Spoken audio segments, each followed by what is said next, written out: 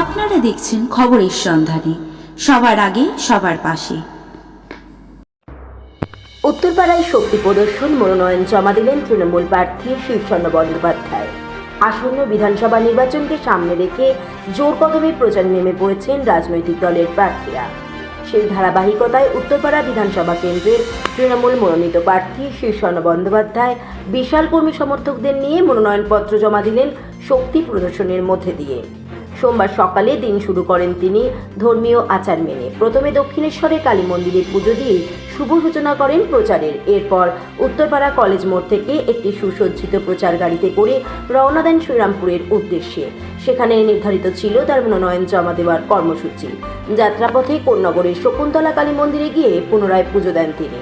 এরপর আবার রওনা হয়ে পথের ধারে দাঁড়িয়ে থাকা অসংখ্য কর্মী সমর্থকদের অভিবাদন গ্রহণ করেন।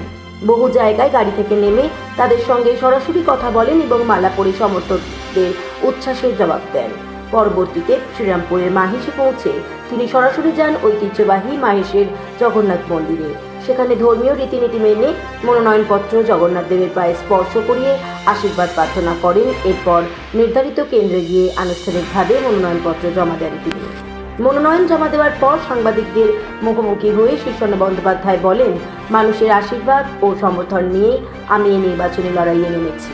উন্নয়নের ধারাকে এগিয়ে নিয়ে যাওয়াই আমাদের প্রধান লক্ষ্য। সব মিলিয়ে ধর্মীয় আচার, কর্মী সমর্থকদের উচ্ছ্বাস এবং শক্তি প্রদর্শনের মধ্যে দিয়ে শীর্ষেন্দু বন্দ্যোপাধ্যায়ের মনোনয়ন জমা দেওয়া উত্তরপাড়া বিধানসভা কেন্দ্রে নির্বাচনী আবহকে আরও তীব্র করে তুলেছে।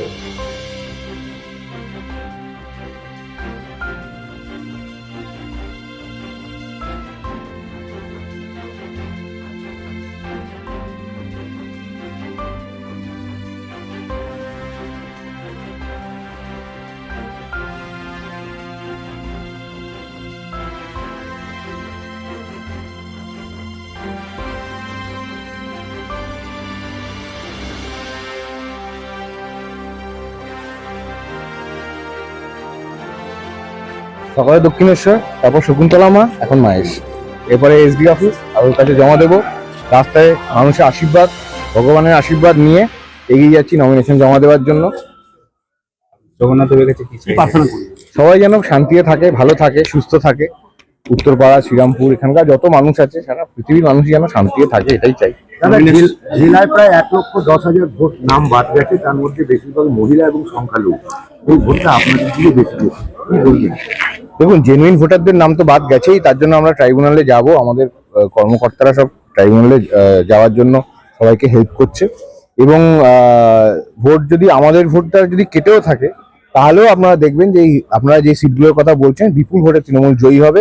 মানুষ এই যে হ্যারাসমেন্ট, কমিশন অফ ইন্ডিয়া যে হ্যারাসমেন্টটা করেছে মানুষের, তার উত্তর মানুষ দেবে 29 এপ্রিল।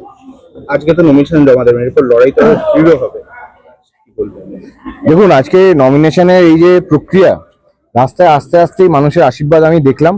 এবং ওনাদেরকে এর অর্ধেক মানুষ করার জন্য 6 জন প্রার্থীকে একসাথে নমিনেশন জমা দিতে হয়েছে। আমি সেদিনকেই বলেছিলাম যে 6ই এপ্রিল আমরা রাস্তায় বেরোবো, তৃণমূল রাস্তায় বেরোবে নমিনেশন জমা দিতে। শুধু একটা বিধানসভা কেন্দ্রে ওদের 6 জন প্রার্থীর যা লোক হয়েছিল তার 3 গুণ করে দিয়েছে। জয় বাংলা, জয়। হুগলি থেকে সৈকত দাসের রিপোর্ট, খবরের সন্ধানে।